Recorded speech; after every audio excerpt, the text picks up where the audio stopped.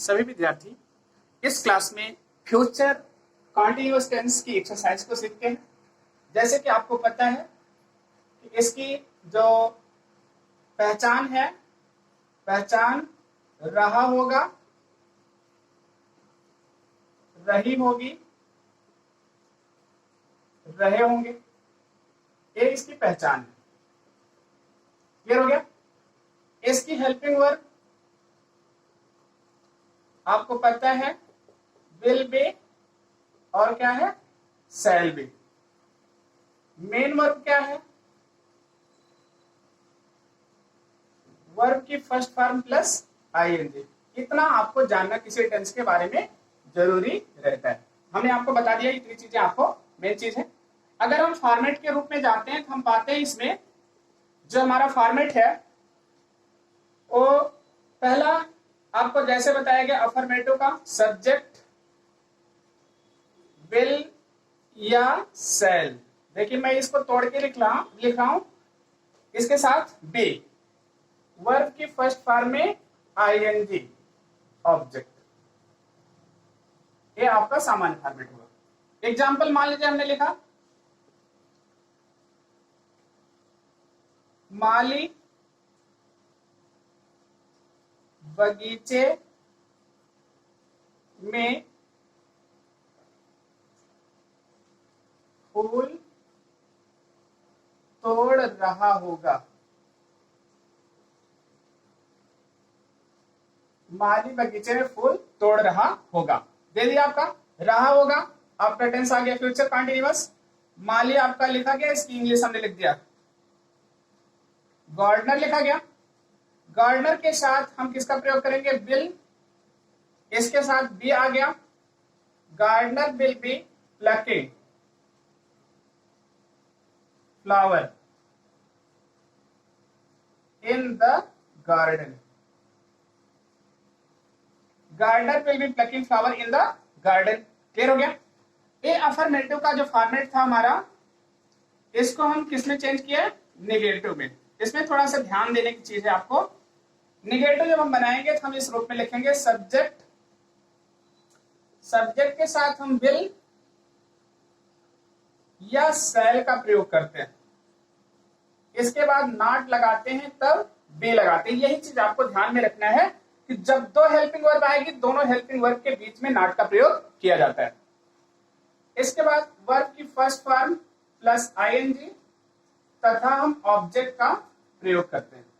Clear हो गया? ये आपका निगेटिव हो गया। जैसे मान लीजिए मैंने लिखा मैं पत्र नहीं पढ़ रहा, मैं पत्र नहीं पढ़ रहा हूंगा। चलिए लिख दिया गया आपका, मैं पत्र नहीं पढ़ रहा हूंगा। अब यहां पर क्या आ गया, आई के साथ तुरंत हमने किसका प्रयोग किया, shall not be reading newspaper. I shall not be reading. अब यहां पर कहा गया पत्र पढ़ रहा है, पत्र के लिए न्यूज़पेपर मत लगाइएगा, पत्र के लिए आप क्या लिखिएगा, रीडिंग लेटर। क्या हो गया, रीडिंग लेटर। क्लियर हो गया? तो आपको इतना ध्यान में रखना है। ये आपका निगेटिव का फॉर्मेट हो गया। अब इसी का फॉर्मेट आपको मान लीजिए हमने कह दिया इंट्रोगेटिव में बनाना है। तो अगर इंट्रोगेटिव का फॉर्मेट हम बनाते हैं तो इंट्रोगेटिव का फॉर्मेट हमारा कुछ इस रूप में बनता है। यहां पर देखिए हम सबसे पहले विल या शैल का प्रयोग करते हैं। विल शैल के बाद हम सब्जेक्ट लगाते हैं, सब्जेक्ट के बाद बी का प्रयोग करते हैं, बी के बाद वर्ब की फर्स्ट फॉर्म में आईएनजी, ऑब्जेक्ट लगा देते हैं। लास्ट में क्या होता है, इंट्रोगेशन मार्क। एग्जाम्पल के तौर पर मान लीजिए हमने लिखा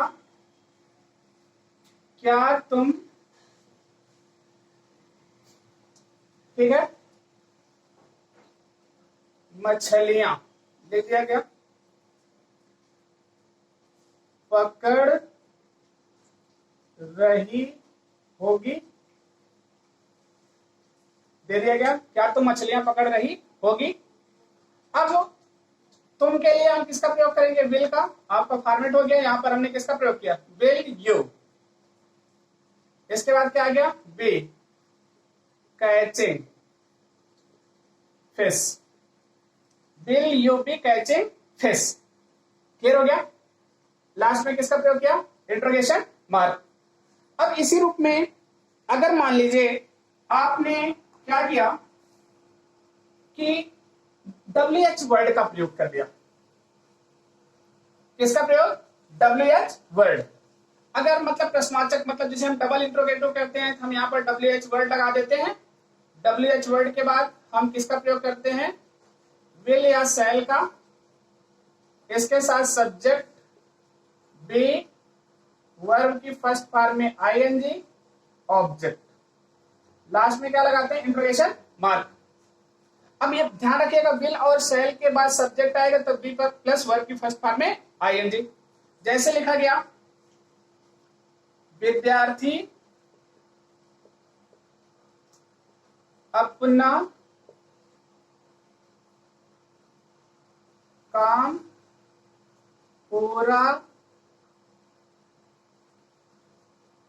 क्यों कर रहे होंगे। मान लीजिए एक सिंपल सा सेंटेंस दे दिया, विद्यार्थी अपना काम क्यों पूरा कर रहे होंगे। अब यहां पर आपका आ गया क्या, वाई, क्योंकि इंग्लिश लिखेगी वाई।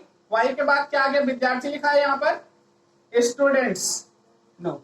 वाई के साथ हम विल का प्रयोग करेंगे तो क्या हो गया, वाई विल स्टूडेंट्स। क्या आ गया, वाई विल स्टूडेंट्स। इसके बाद क्या है, वाई विल स्टूडेंट्स। अब बी पूरा कर रहे होंगे, कंप्लीटिंग, मतलब क्या करना, कंप्लीट करना। अब स्टूडेंट्स है, यहां पर हम क्या लगाएंगे, देयर। इसके बाद क्या हो गया, वर्क। लास्ट में क्या लगाएंगे, इंट्रोगेशन मार्क। अब इतना ध्यान रखना है आपको, अगर निगेटिव बनाना होगा, विद्यार्थी अपना काम क्यों नहीं पूरा कर रहे होंगे, तो तुरंत यहाँ स्टूडेंट्स और बी के बीच में हम किसका प्रयोग करेंगे, नॉट का। एक चीज और आपको बताया गया था कि हम फ्यूचर इंडेफिनिट टेंस में आई और वी के साथ विल का प्रयोग कर लेते हैं, अदर के साथ शैल का प्रयोग कर लेते हैं, लेकिन उसके साथ कंडीशन होती है, अगर किसी सेंटेंस को हमको एम्फेसिस करना होता है तब हम ऐसा करते हैं। जैसे एग्जांपल दिया गया, मैं तुम्हें अवश्य पढ़ा रहा हूंगा। मैं तुम्हें अवश्य पढ़ा रहा हूंगा मतलब आई विल, ठीक है, teach you, I will be teaching you. तो क्या होगा, आई के साथ किसका प्रयोग किया गया, विल का। जैसे कहा गया वह अवश्य पढ़ रही होगी, मतलब क्या हो गया, she shall be reading, she shall be reading. Clear हो गया। तो आप लोग इसकी एक्सरसाइज सीखेंगे और करेंगे। Thank you for this class. अगली क्लास में हम लोग नेक्स्ट टेंस के बारे में सीखेंगे। Thank you.